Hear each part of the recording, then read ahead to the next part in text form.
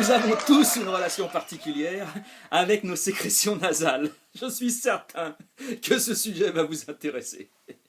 Tout petit déjà.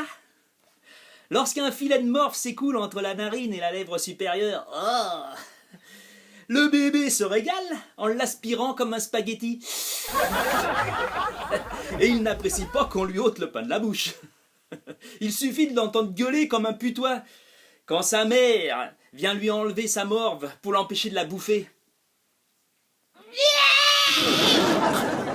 Et puis en grandissant, beaucoup de gosses bouffent leur crotte de nez, comme vous vous enfilez une cacahuète à l'heure de l'apéro. Hop!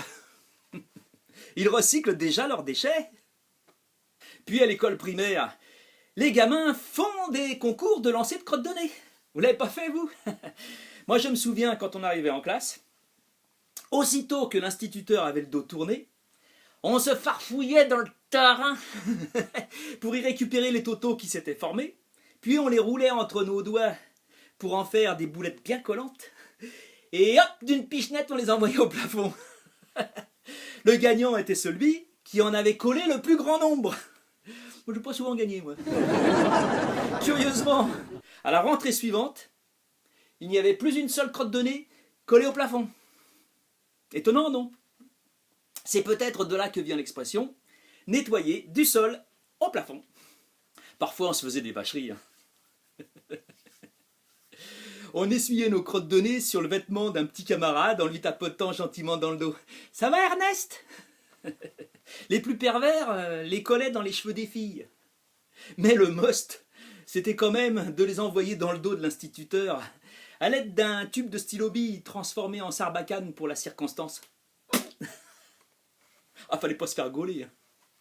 Bien plus tard, devenus adultes, beaucoup d'entre nous n'ont pas perdu cette habitude de se triturer le pif.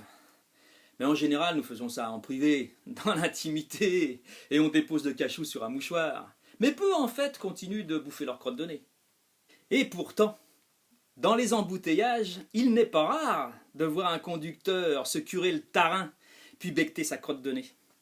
Il y en a même qui la déposent sur le volant, afin de la conserver pour la bouffer plus tard. Le pape lui-même a été surpris en train de bouffer une crotte de nez. Et puis il y a ceux qui n'ont aucun complexe et se nettoient les écuries en public.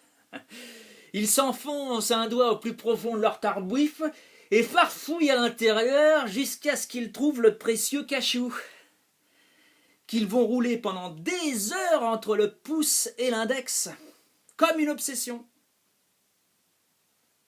Et ils finissent par l'essuyer sur leur futal, ou bien ils vous le refilent en vous serrant la pogne. « Et salut, camarade !» Mais il y en a qui ne se triturent jamais le nez. Jamais, jamais, jamais. Ils s'imaginent être différents des autres, mais ils sont comme tout le monde. Et il leur arrive parfois de se faire surprendre par une crotte de nez qui pendouille lamentablement à l'extrémité d'un poil qui sort de la narine. Et c'est là que la situation devient comique. Imaginez le gars qui est en train de draguer une fille alors qu'il a une crotte de nez à l'extrémité de son tarin. La fille ne va pas se gêner pour lui balancer « Dis donc, machin, là, t'as un truc paragoûtant au bout du blaire.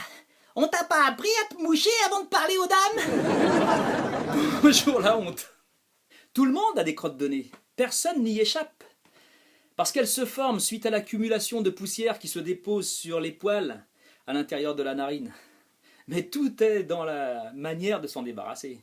Alors n'oublions pas le sérum physiologique. Une petite giclée dans chaque narine, matin et soir, puis un petit coup de soufflette dans le mouchoir, et le tour est joué.